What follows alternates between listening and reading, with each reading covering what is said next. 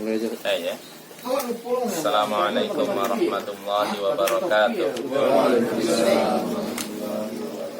Alhamdulillahi rabbil alamin, wassalatu wassalamu ala asyrafil anbiya'i wal mursalin, sayyidina wa maulana Muhammadin wa ala alihi wa sahbihi ajma'in.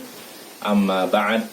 Ayyuhal ikhwa wal akhwat, a'azzani wa a'azzakumullah. Saudara-saudariku yang semoga dimuliakan oleh Allah, kita bertemu kembali di malam Kamis dalam rangka mengkaji hadis-hadis Nabi sallallahu alaihi wasallam yang ada dalam kitab Arba'una Haditsan Bitarbiyati wal Manhaj.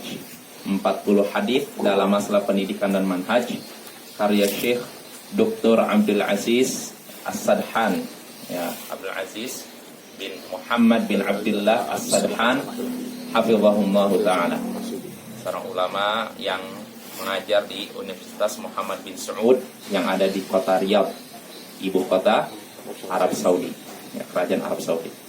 Ya, pada pertemuan sebelumnya kita sudah sampai ke al-hadits al-hadi wal ishrun, hadis yang ke-21. Ya, kita baca hadisnya. Berkata Syekh Abdul Aziz As-Sadhan hafizahullahu ta'ala, al-hadithul hadi wal ishrun, hadis ke-21. An Abdullah bin Amr radhiyallahu ta'ala anhuma qala, dari Abdullah bin Amr, semoga Allah meridai keduanya, ia berkata, qala Rasulullah sallallahu alaihi wasallam, Rasulullah sallallahu alaihi wasallam bersabda, man tatabbaba wa la yu'lamu minhu tibbun fahuwa dhamin. Siapa yang melakukan pengobatan padahal tidak diketahui bahwa dia itu bisa mengobati, maka dia bertanggung jawab. Siapa yang melakukan pengobatan padahal dia tidak diketahui bisa mengobati, maka dia bertanggung jawab. Hadis riwayat Abu Daud, An-Nasai, Ibnu Majah, Al-Hakim, dan disahihkan Al-Hakim dan diakui oleh Imam Az-Zahabi. Ya, kita bahas Bapak-bapak dan ibu-ibu, hadisnya kata Nabi sallallahu alaihi wasallam, man tatabbaba, siapa yang mengobati, wala yu'lamu minhu tibbun, padahal dia tidak diketahui bisa mengobati, maka fahuwa dhamin, maka dia bertanggung jawab. Maksudnya, kalau ada orang yang melakukan pengobatan padahal dia tidak diketahui bisa mengobati, lalu terjadi apa? Kesalahan, malpraktek maksudnya. Terjadi kesalahan, kerusakan, maka dia bertanggung jawab. Ya, contohnya, saya misalkan ditanya oleh seorang tentang apa? Penyakit varises. Saya nggak tahu varises itu apa, cuman saya sok tahu, oh mungkin cara ngobatinya dibekam di arah sini, misalnya. Di arah misalkan apa? Betis. Sedot. Nah, setelah disedot malah makin parah varisesnya.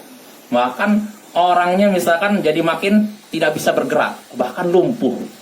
Nah, kalau terjadi seperti itu, saya kan tidak ngerti pengobatan kan, tapi sok tahu. Saya berusaha, oh yaudah, yang benar begini. Padahal saya nggak tahu apa-apa. Maka kalau terjadi kerusakan, cedera, cacat, saya yang tanggung pengobatannya, tanggung biaya pengobatan orang itu. Jelas apa ya? Jelas. Nah, ini kalau ada orang yang melakukan pengobatan padahal dia tidak ngerti pengobatan, maka kalau ada kerusakan, cacat dan semacamnya, maka dia bertanggung jawab. Dan sudah kita bahas, ada 3 jenis orang dalam masalah pengobatan.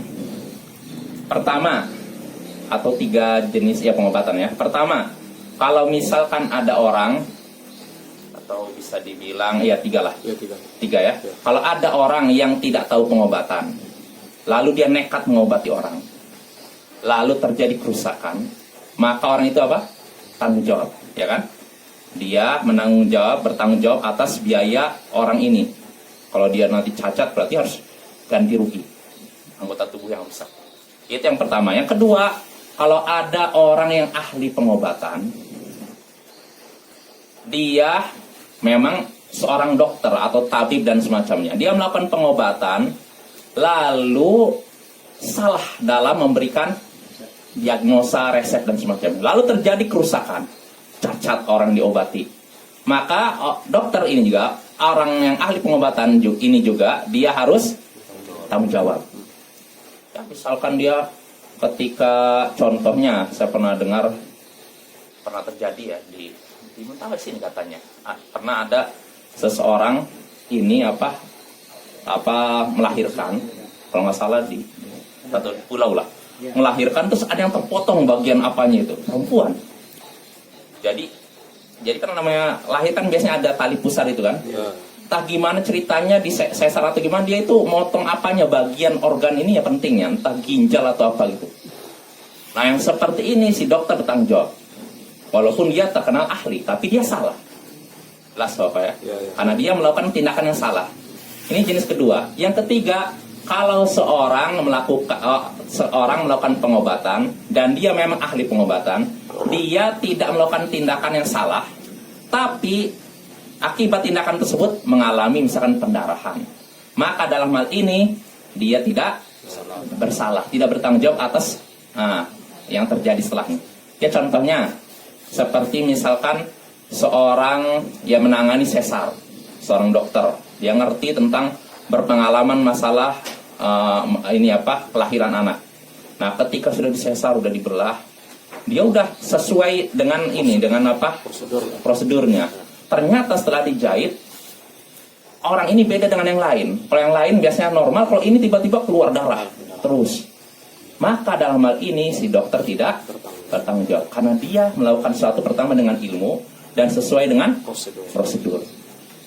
Intinya Bapak, kalau seseorang melakukan sesuatu pengobatan berdasarkan ilmu dan sesuai dengan prosedur, kalau terjadi apa-apa dia tidak bertanggung jawab. Tapi kalau ada orang yang melakukan sesuatu tanpa ilmu lalu terjadi kerusakan, terjadi cacat, maka orang ini bertanggung jawab.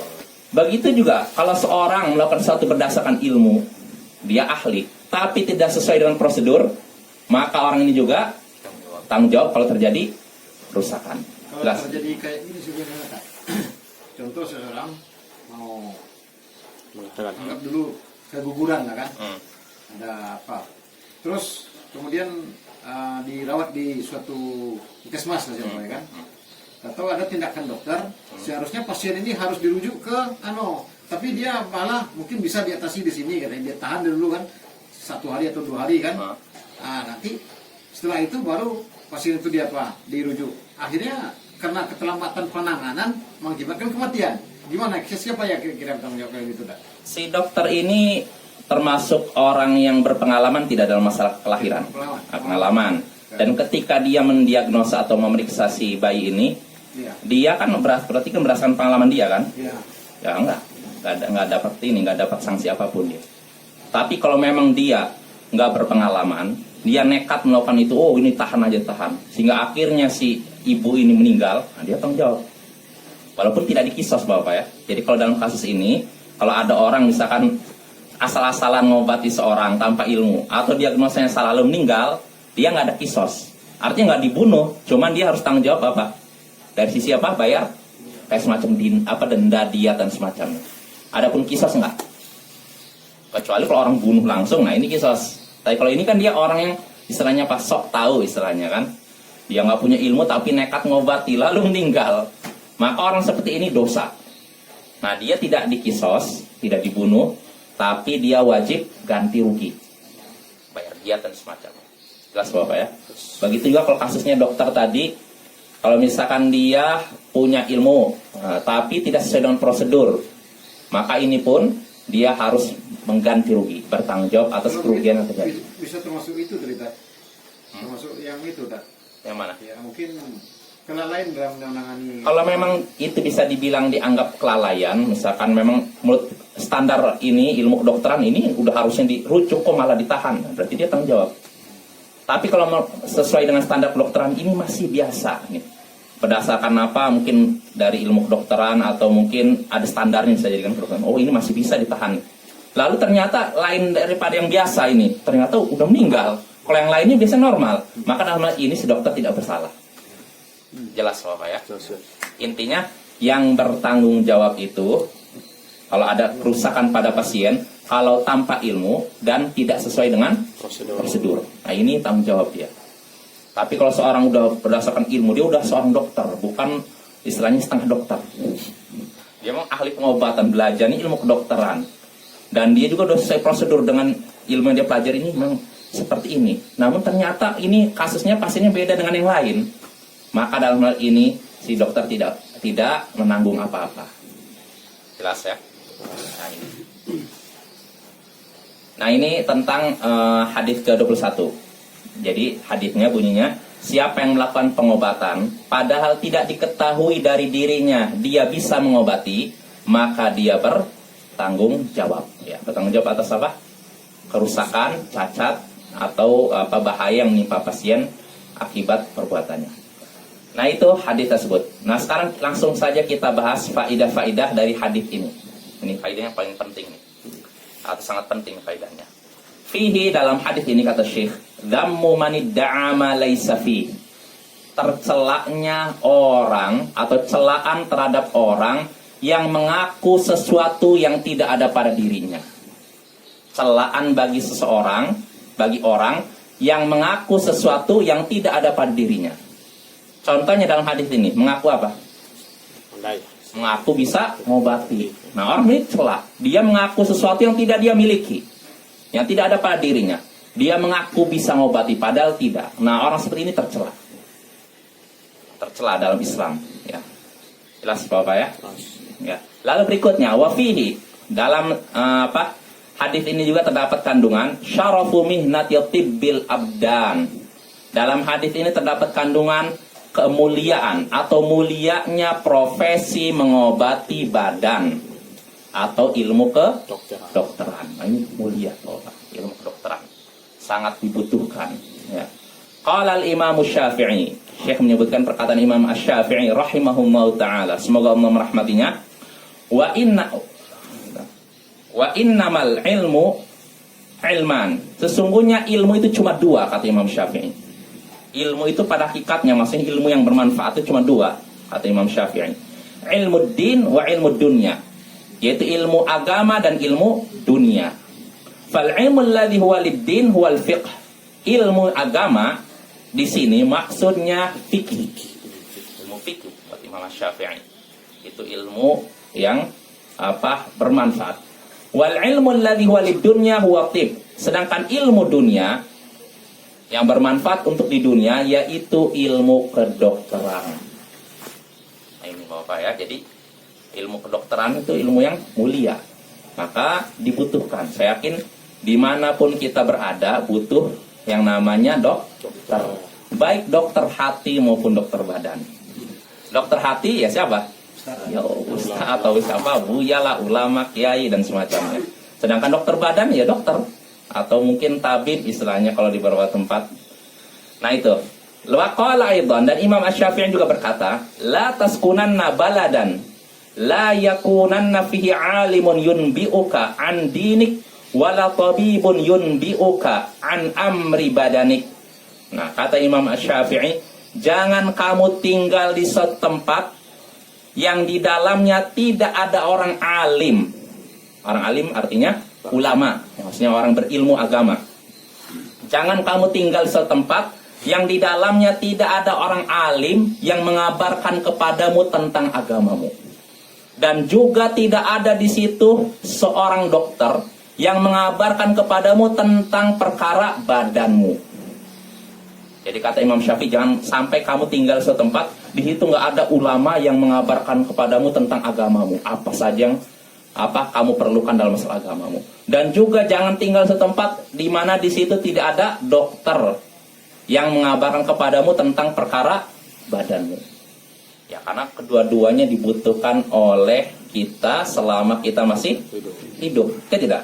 Dokter hati dan dokter badan. Ya, ini penting Bapak. Makanya para ulama terdahulu, saya lupa, ada seorang ulama menyusun satu kitab tentang keutamaan dokter, tentang ilmu kedokteran. Dikarenakan pentingnya ilmu kedokteran. Makanya para ulama terdahulu juga, selain mereka belajar agama, mereka juga belajar ilmu kedokteran. Contohnya Imam Ibnul Qayyim. Beliau seorang alim, beliau seorang faqih, ngerti fikih, ngerti hadis, ngerti ilmu akidah, tapi beliau juga menekuni ilmu kedokteran. Makanya beliau punya kitab Tibbun Nabawi. Apa istilahnya kalau terjemahkan apa? Pengobatan ala Nabi ya, pengobatan ala Nabi. Jadi beliau mempelajari dari dari ilmu kedokteran, terus dari hadis-hadis Nabi beliau gabungkan. Beliau menggambarkan begini. Ibnu Jauzi juga. Ibnu Jauzi dan beberapa ulama seperti itu. Jadi mereka mendalami ilmu agama plus ilmu kedokteran karena tahu keutamaannya. Kalau dokter dulu Ustaz murah. Kenapa? Belajarnya murah. Kalau sekarang mahal ya. Itulah. Ya itu saya yakin Bapak. Ketika ilmu kedokteran mahal, perlu kita ketahui kalau suatu ilmu menghabiskan uang yang banyak, menunjukkan ilmu tersebut bermanfaat, ilmu yang mahal. Karena kalau biayanya murah, berarti ada kemungkinan ilmu murah, iyalah, iya kan? Istilahnya no pain no gain, istilahnya gitu kan. Segala sesuatu yang membutuhkan uang banyak, harga yang mahal, menunjukkan ilmu itu mahal. Ya, makanya ilmu kedokteran mahal ini memang karena ilmu yang sangat dibutuhkan oleh umat manusia. Maka kalau memang ada di antara kita mungkin anak-anak kita misalkan mau belajar selain agama, arahkan ke kedokteran. Insya Allah bermanfaat. Apalagi Bapak, nah ini juga sekalian sambil lewat aja. Terutama ini di kalangan akhwat, kalangan kaum muslimah perempuan, ini penting Bapak. Karena saya perhatikan di kota-kota di mana-mana rata-rata kalau di rumah sakit ya, ketika melahirkan yang menangani siapa? Dokter laki-laki kan? Herannya, kenapa bukan dokter perempuan? Ternyata langka dokter perempuan itu, dokter yang ngurus apa? Itu gimana hukumnya itu? Ya kalau memang nggak ada lagi perempuan kecuali laki-laki ya gimana lagi? Dia ada tuh di rumah sakit memang misalnya 2 laki-laki 1 perempuan. Terus kalau misalnya yang nangani laki-laki itu gimana?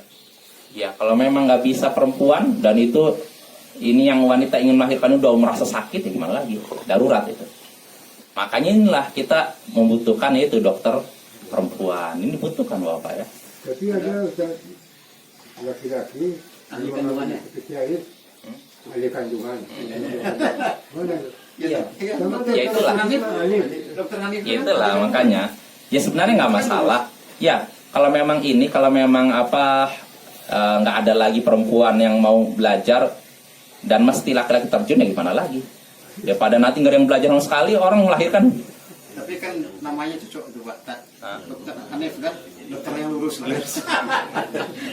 Ya, itulah Bapak. Jadi makanya kita butuh benar. Butuh. Untuk Padang masih banyak. Banyak ya, alhamdulillah. Kalau di beberapa tempat itu kadang sulit, ya. Makanya alhamdulillah ada beberapa asatidzah di Jogja itu sampai bikin sekolah apa namanya? Apa untuk yang bidan-bidan kayak gitu namanya? Sekolah apa namanya? Perawatan, iya, S1. Nah, itu ada ikhwan akhwat. Bagus tuh. Bahkan di situ ada program tahfiznya juga, ada taklimnya juga. Nah, itu bagus tuh itu.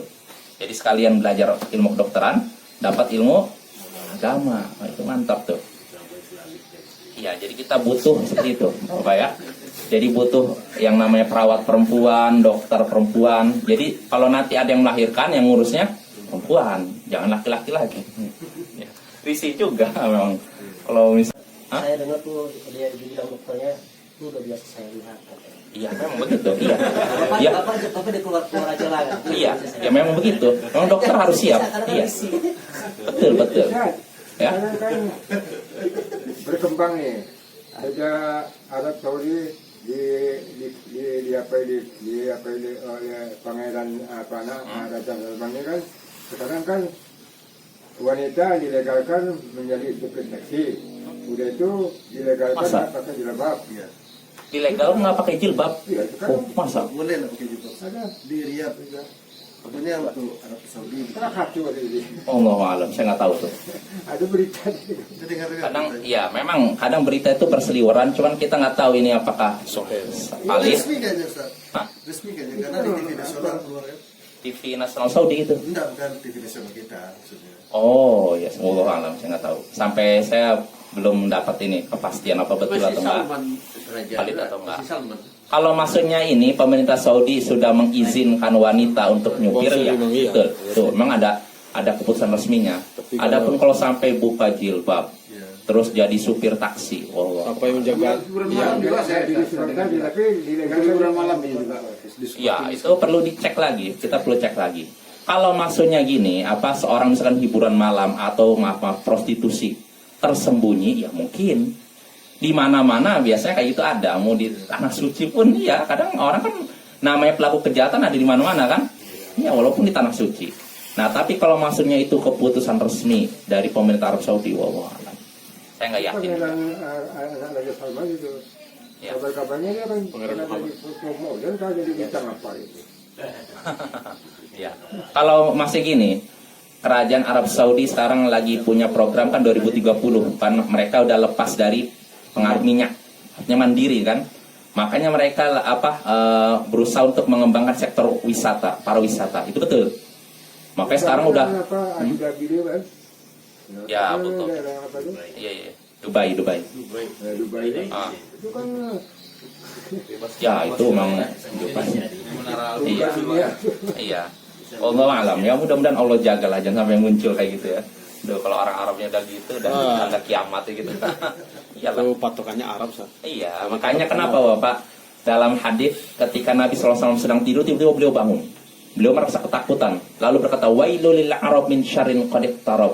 Celakalah bagi orang-orang Arab karena kejahatan yang sudah dekat. Futiyat al-yaum min radmi Ya'juj wa Ma'juj hakadha. Sekarang hari ini sudah terbuka dinding yang menghalangi Ya'juj dan Ma'juj sebesar ini. Jadi kan Ya'juj dan Ma'juj kan dikurung oleh Dzulqarnain kan, dengan dinding tinggi kan. Nah, sekarang kata Nabi, beliau masih hidup, sudah terbuka segini. Celakalah orang-orang Arab. Nabi menyatakan celakalah orang-orang Arab. Kenapa tidak menyatakan celakalah orang-orang Indonesia? Indonesia belum ada. Indonesia belum ada. Atau celakalah orang-orang Cina. Iya. Kenapa? Karena kata para ulama, Arab ini standar. Artinya apa? Patokan. Patokan. Kalau orang Arab masih baik, ada kemungkinan yang lain ya masih lumayan. Tapi kalau orang Arab udah rusak, ya yang lain lebih rusak. Ya, tapi Ternyata. sebelum jadi apa kan pangeran anak Raja Salman ini kan memang sudah banyak sensasi yang negatif. Ya, memang kalau maksudnya mereka beliau ingin mengembangkan pariwisata atau mengembangkan sektor ekonomi dari selain minyak, betul Pak. Emang iya. Tapi kalau maksudnya beliau melegalkan maksiat, enggak. Maksudnya maksiat secara terbuka, enggak ada. Bahkan isu yang terdengar kan katanya di pantai-pantai Arab Saudi sudah diperbolehkan pakai bikini, itu hoax Pak. Iya. Termasuk ini juga ada seorang dai juga pernah menyatakan bahwa di Arab Saudi ini sekitar 5 tahun yang lalu perayaan Maulid Nabi sudah diizinkan. Itu enggak ada itu, Sat. Itu bohong. Nyatanya di sana mahasiswa langsung cek nih di Masjid Nabawi mana nggak ada perayaan Maulid Nabi. Iya, kalau mereka mengadakan orang-orang Syiah nih, mereka mengadakan Maulid Nabi betul di Madinah, Mekah. Mereka di rumah mereka, nggak berani di tempat umum. Itu betul. Di rumah-rumah mereka ada memang. Tapi kalau tempat umum nggak. Pemerintah Saudi sampai sekarang nggak ada mengadakan perayaan Maulid Nabi kah, Isra Mi'raj kah, apalagi 1 Muharram, tahun baru Hijriah dan semacamnya. Yang ada cuma 2 hari raya. Apa itu? Itu aja Bapak. Makanya banyak berita hoax. Makanya saya nggak langsung komentar ya. Saya nggak langsung menyatakan itu bohong atau benar. Tapi perlu dicek dulu benar atau enggak. Karena perlu cek dan dicek. Adapun terkait masalah universitas di Arab Saudi yang mulai campur laki-laki perempuan, itu memang ada di satu universitas. Tapi universitas ini sebenarnya untuk umum. Artinya masih gini, bukan untuk orang Saudi tapi untuk negara-negara lain. Ini nggak bisa dilihat. Ya. Tapi ketika pemerintah Saudi, Raja Abdullah ketika itu membuat universitas teknologi, universitas ini umum bukan universitas agama ya, teknologi di situ memang campur laki-laki perempuan. Nah, yang ketika Raja Abdullah meresmikan ini tujuannya tentu saja untuk menarik. Cuma tentu saja ini dikritik oleh para ulama. Para ulama tidak diam, mereka memberikan nasihat-nasihat.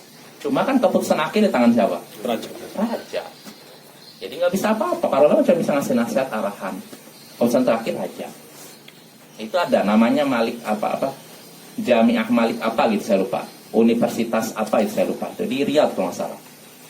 Nah makanya Kalau memang benar-benar terjadi, tentu saja para ulama tidak ridho. Kalau memang benar itu terjadi, katanya perempuan boleh nggak pakai jilbab. Wah. Mungkin kalau saya mau ini sedikit membenarkan, mungkin maksudnya orang non Muslim. Kalau orang non Muslim bisa jadi nggak pakai jilbab. Tapi kalau Muslim, wah saya nggak yakin deh. Nggak yakin. Maksudnya seorang Muslim Arab Saudi bahwa jangankan nggak pakai jilbab, muka terbuka aja itu udah dianggap aib. Kalau bagi wanita-wanita Saudi ya. Di luar mungkin tak, di luar batasan mungkin ada sendirian itu kan ada Di luar batasan kotanya Ustaz. Arab itu. Iya, Di luar kotanya. kota itu ada. Iya, kalau maksudnya mungkin ya itulah. Kita lihat dulu apakah ini maksudnya orang Arab diberlakukan untuk orang Saudinya atau luar Saudi. Yang jadi masalah kan pangerannya sendiri yang mengapakan, yang mengeluarkan peraturan habis apa tidaknya. Nah itu makanya perlu cek dulu Pak. Oh, benar. Ya saya nggak tahu juga. Karena Iya. Arab Saudi ini memang selalu disorot tentang keburukan-keburukannya. Iya, Kalau betul, kebaikannya betul. ada sorot. Betul. Artinya bahwa Pak perlu kita betul.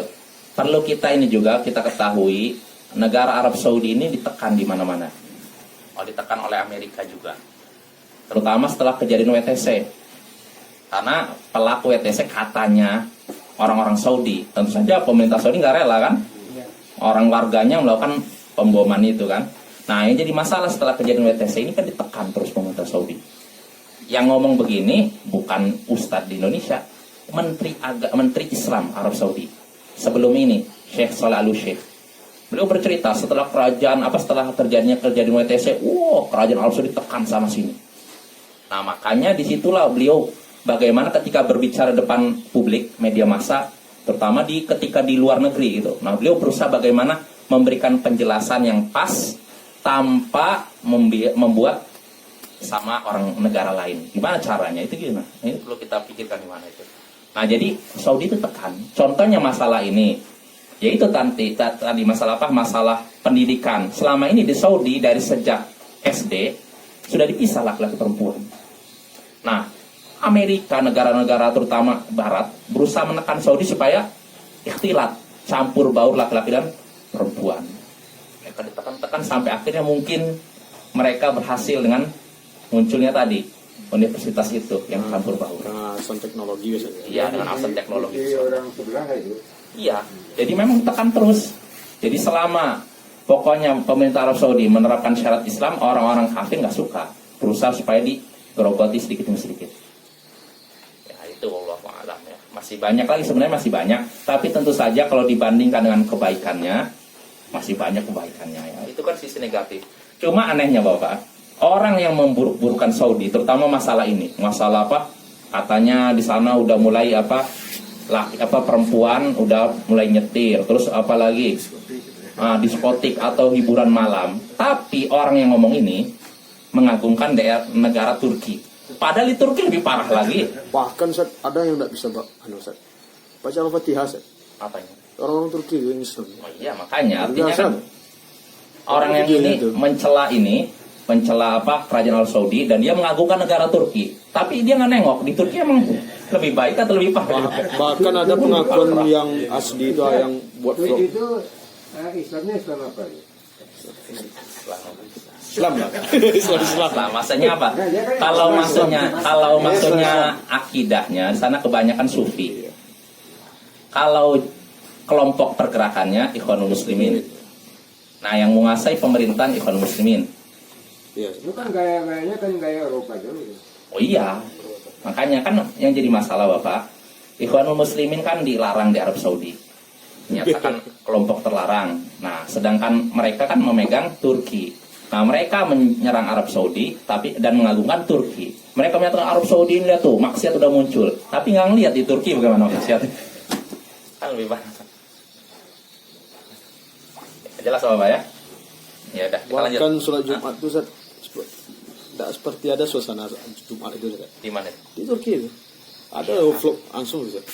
Asli itu. Kalau kita Indonesia kan sholat Jumat kan orang sholat Jumat lengang gitu kan. Kayak biasa aja, kayak sholat zuhur. Ya. Dan karena juga gini juga Bapak, Turki ini kan sudah berpuluh-puluh tahun dipegang orang sekuler. Sejak Mustafa Kemal Atatürk menguasai Turki itu benar-benar memang dilarang. orang di tempat umum pakai jilbab. Dilarang. Makanya saya baru tahu lihat waktu di Padang, lihat sekilas berita. Ternyata di Turki itu kalau nggak salah jilbab baru boleh dipakai di tempat umum tahun 2014. Iya, Ustaz. Bayangkan. Kamu untuk Erdogan tuh. 2014. Bayangkan. Berarti sebelum 2014 orang Nggak boleh keluar pakai jilbab. Ya. keluar nggak pakai jilbab, bayangkan. Luar biasa kan, makanya alhamdulillah kita di Indonesia nggak separah itu. Di Kalimantan ada juga rektor dipaksakan anak-anak yang dibuka jilbab. Ribut. Iya, ya itulah makanya. Man di Padang wajib pakai jilbab. Anak Hah? sekolah itu. Kenapa? Yang wajib pakai jilbab anak sekolah SMA. Nah itu alhamdulillah. Ya artinya gini. Kalau seorang ingin mencela orang lain, sebelumnya ngaca dulu. Emang saya lebih baik daripada orang lain. Kan selama ini orang mencela Saudi itu, wah di Saudi gini-gini, maksiat lihat tuh gini-gini. Orang-orang kafir lihat tuh, ada turis Amerika lihat tuh loh, fotonya di Masjid Nabawi, lihat tuh. Menjelek-jelekan Saudi tapi nggak ngaca, memang negara dia bagus atau enggak gitu loh. Itu yang jadi masalah. Ya kita lanjut Bapak ya. Kita bahas politik. Yang Cina tuh orang Indonesia lah. Apanya? Yang macam Indonesia sendiri lah. Nggak mesti orang Indonesia. Nggak mesti orang Indonesia. Yang mau benci Saudi ya lumayan ini juga. Orang Indonesia Banyak, juga iya. langsung mencela. Ikut-ikut tadi saya. Iya. Indonesia. Ya kan orang sufi, orang liberal, orang kafir banyak. Yang Orang Indonesia ini kan udah banyak juga. Orang liberal masuk liberal. ya, Wah. betul. Kayak misalkan pemerintah Saudi tahun 2011 melarang Ahmadiyah untuk haji. Oh, itu kan dicela juga. Dianggap melanggar hak asasi manusia begini-begini. Oh, pemerintah Saudi tegas. Dengan alasan apa? Ahmadiyah bukan Muslim. Kalau orang bukan Muslim berarti apa? Iya, Kafir. Orang kafir boleh masuk tanah suci? Boleh. Nggak boleh. Nggak boleh masuk Mekah. Adapun Madinah ini diperbolehkan kalau memang ada syarat tertentu. Artinya memang seperti misalkan ada diplomat politik atau semacamnya. Ini jadi ada kelonggaran kalau Madinah. Tapi kalau Mekah nggak boleh sama sekali. Jelas Bapak ya. Makanya ini menjawab tudingan ya itu. Kemarin saya berapa bulan lalu lihat di Instagram orang mencela Saudi dengan lihat tuh orang kafir udah masuk Madinah. Nah, padahal kalau cek dulu Madinah nggak seperti Mekah. Kalau Mekah memang mutlak nggak boleh masuk sama sekali orang kafir. Bahkan tertulis di situnya apa dengan bahasa Inggris non Muslim nggak boleh masuk. Nah, adapun Madinah ini ada sedikit ini apa keringanan. Kalau misalkan seorang misalkan ada keperluan diplomatik atau semacamnya atau mungkin bangunan dan semacamnya, maka itu diperbolehkan. Kenapa orang Syiah itu? Apa? Orang Syiah itu kan bukan Islam. Orang Syiah pemerintah Saudi nganggap mereka masih Muslim walaupun menyimpang. Ya, orang Syiah ya, secara umum Syiah itu. Adapun kalau memang mereka menampakkan misalkan peribadatan pada kubur nampak depan mata, tentu Saudi cekal kalau ada orang seperti itu. Benar-benar menampakkan syiar kemusyrikan, syiar kekufuran, itu cekal. Sekarang nggak boleh. Apanya? Sekarang nggak boleh. Iya. Artinya itu Bapak ya. Jadi sekarang ini fitnah itu makin dahsyat. Jadi mau tinggal di manapun, mau di Saudi kan Indonesia, dakwah ini selalu ditekan sana sini. Iya. Dan memang sekarang ini Saudi ini makin banyak ini karena Saudi sejak beberapa bulan ini, setahun ini kan banyak mengeluarkan ini jamaah ini terlarang, jamaah ini terlarang, jamaah ini terlarang. Yang musuhnya jadi makin banyak. Tapi memang resiko. Ya kenapa? Dengan adanya jamaah-jamaah seperti itu akan merusak suatu negara. Karena akan ada negara di atas negara. Negara cacing istilahnya, di bawah tanah. Betul loh Pak. Tapi Saudi jelas, tegas. Dengan itu negara jadi aman. Ada jamaah ini, jamaah ini, jamaah ini. Tegas Saudi larang. Dengan itu kan rakyatnya jadi terjaga. Gak perlu saya sebutkan ya, jamaahnya apa ya. Jadi sensitif. Demo. Ya kita lanjut loh. Habis sepertinya. Hampir habis. Habis, oh ya udah cukup. Berarti kita baru sampai Ada. hadis Nilai. faedah kedua. 5 menit lagi. Apa? 5 menit lagi. Ya udah kita satu lagi lah atau 2 faedah lagi.